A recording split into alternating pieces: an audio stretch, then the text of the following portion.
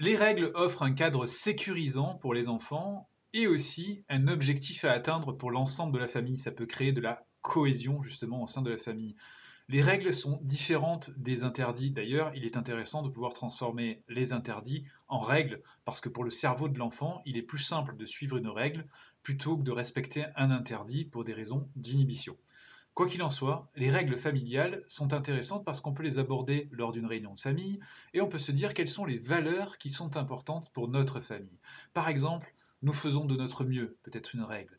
Nous exprimons nos émotions, on va apprendre à poser des mots sur nos émotions.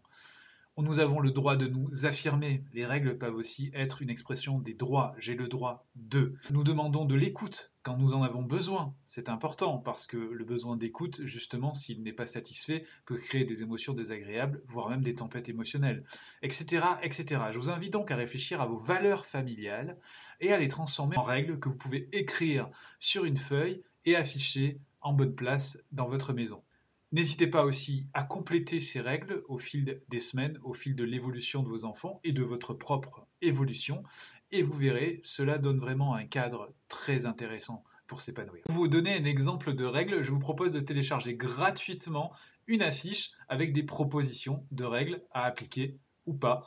Mais je vous invite vraiment à personnaliser cet outil.